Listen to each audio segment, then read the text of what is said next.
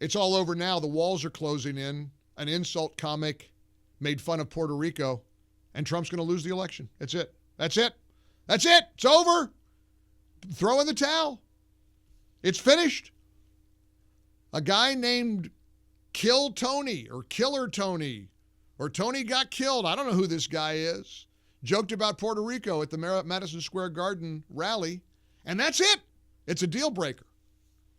I don't know how to even pretend to take these people seriously. That's what Politico reported today, that the Puerto Rico joke where the guy called Puerto Rico a floating island of garbage, that's racing through the state of Pennsylvania.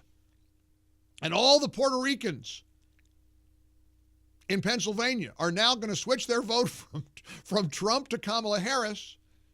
And he loses Pennsylvania, he loses the election. That's it. You got this stand-up comic, Killer Tony, to blame for Trump losing. It's all over.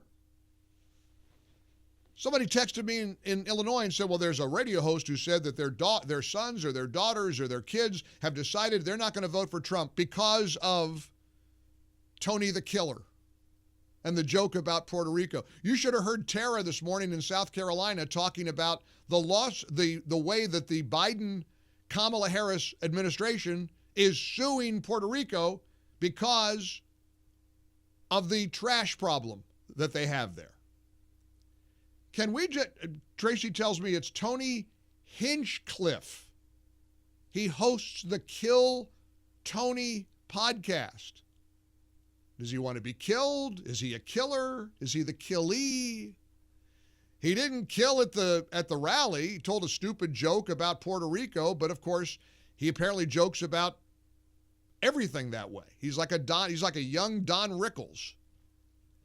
And all the never-Trumpers are clutching their pearls, and all the Trump haters are saying, that's it. The walls are closing in. It's all over. Why even bother to vote? Kamala's got it in the bag because of Kill Tony. Can we open up the phone lines just for grins? Let's have some fun with this. Can you tell me that this guy has changed your vote? 800-655-MIKE. I got to just meet somebody who's willing to tell me genuinely, legitimately, don't be a troll, don't be a fake. We got a lot of varied members of the audience here. Tell me how Kill Tony has I can't even say without cracking up. I'm not trying to be a jerk here, but I want you to call me and explain that Kill Tony and the joke about Puerto Rico having a garbage problem has changed your vote. 800-655-MIKE. 10 minutes past the hour.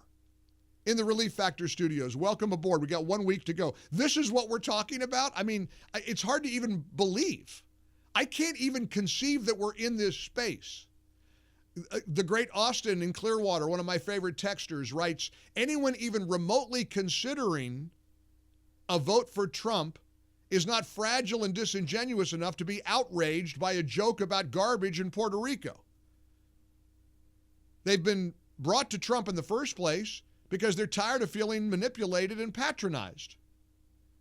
I mean, is there anybody listening to me who has changed their mind over Donald Trump because of the Kill Tony podcaster? I mean, I say these words and I can't believe they're coming out of my mouth.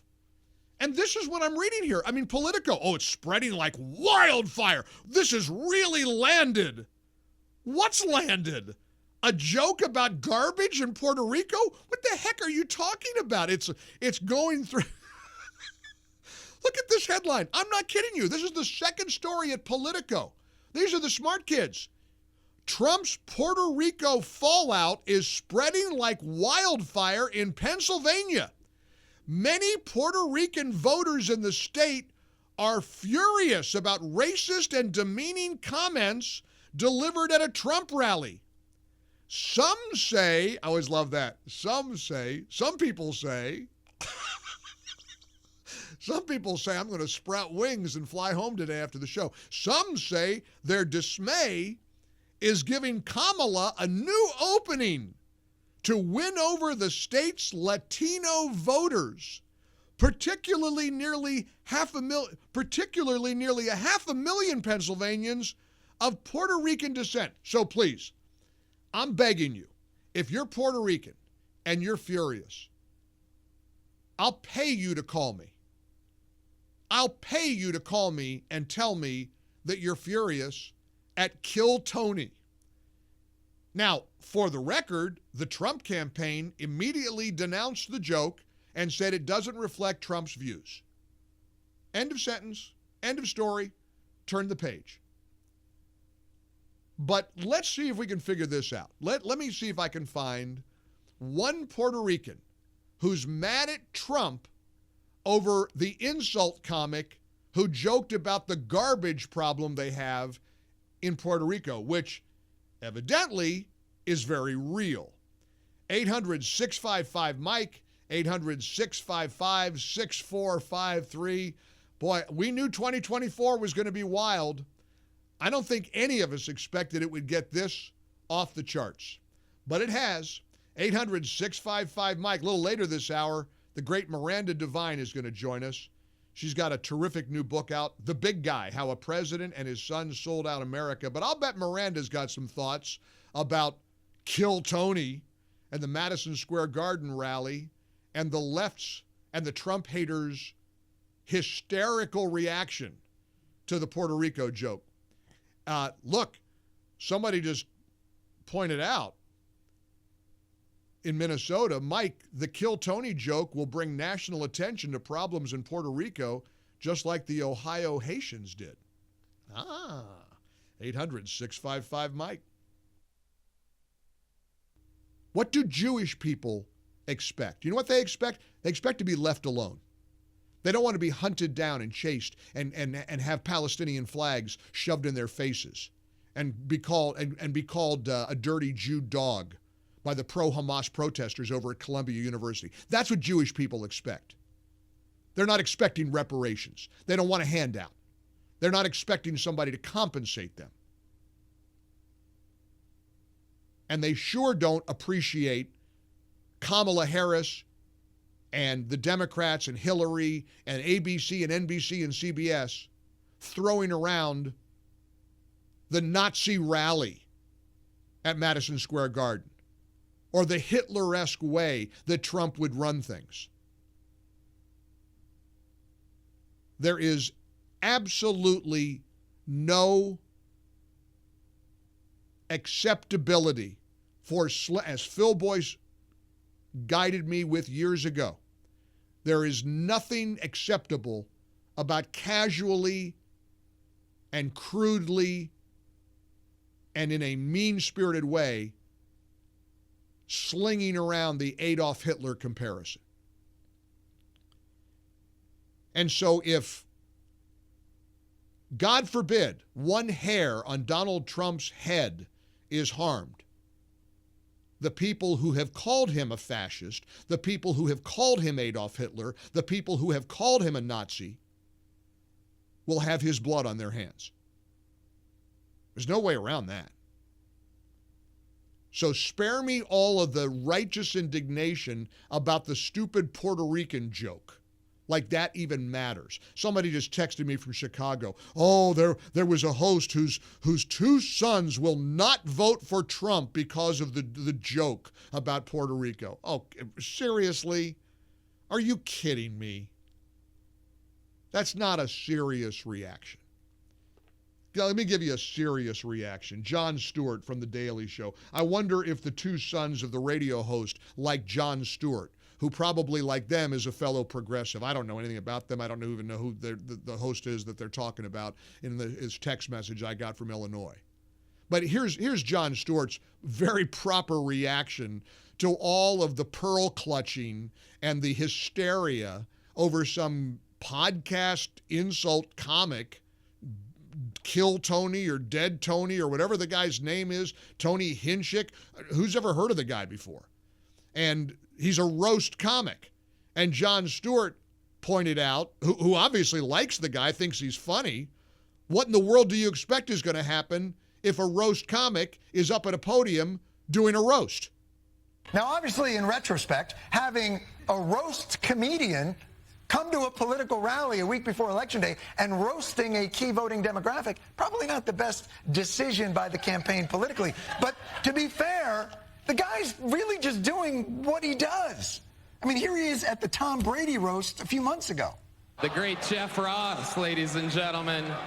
Jeff is so Jewish, he only watches football for the coin toss.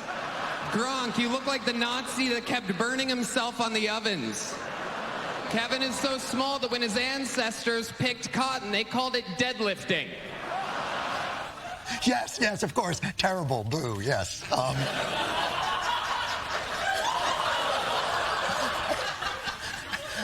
There's something wrong with me. I find that guy very funny. So, I'm sorry. I don't know what to tell you. I mean, bringing him to a rally and have him not do roast jokes, that'd be like bringing Beyonce to a rally and not have... Oops. Oh, yeah, that's right. That was done. Kamala, not once, but twice, promised that Beyonce was going to perform in order to fill the stadium, and then Beyonce came out and spoke for 2 minutes and left. And there's reports that she got $10 million for that. Did you hear that? I don't know if that's true or not. Who knows? But that was reported, that she got millions of dollars to fool the audience. They came to see her sing. They were booing. I think that was in Houston, right? Where they were booing her and screaming and yelling, and they thought she was going to perform.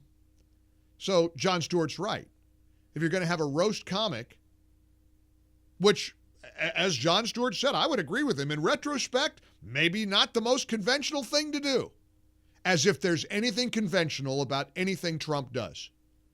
As if they would have suddenly blessed the Madison Square Garden rally if there hadn't been a roast insult comic telling a stupid joke about Puerto Rico. I was listening to Tara this morning in South Carolina, Tara Servatius, who I got to get on this show to guest host for you. She's terrific, and all those guys over there, Bill Frady and Charlie James, they've got a great lineup, and I'm so proud to be on that team. And you know, for me, it was like coming home again. I got to get back there. I've been too long since I've been in the upstate of South Carolina. But Tara was reporting how the Biden-Kamala administration is suing Puerto Rico over the trash problem they have. Because Puerto Rico's government is notoriously corrupt. They don't properly design the landfills, and the drinking water is impacted. There's a stench, and there is a big time trash problem in Puerto Rico. And so the guy's joke was, oh, there's a floating pile of garbage in the ocean. It's called Puerto Rico. Ha, ha, ha. Cue the outrage machine. Oh, it's over. It's done. Oh, it's done. Some radio host's two sons have decided to withdraw their vote for Donald Trump because the insult comic insulted the trash on Puerto Rico. I mean, you can't, these aren't serious people. These are deeply unserious people. These are desperate, comical people. Jonathan Karl, I mean, maybe the most important clip of the day. We talk about these newspaper endorsements and wondering where in the world this is coming from. How about Jonathan Karl? Now, you understand he hates Trump. He's never pro-conservative or pro-Republican. ABC's in the tank for Kamala.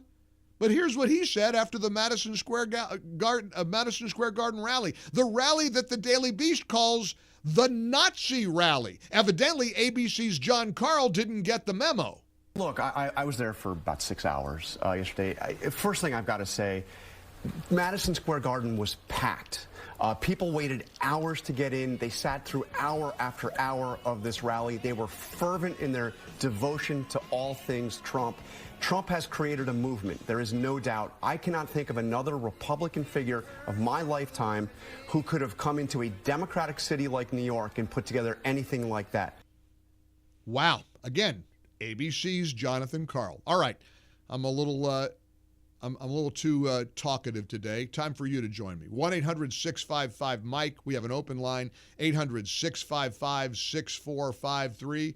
Hope you join us.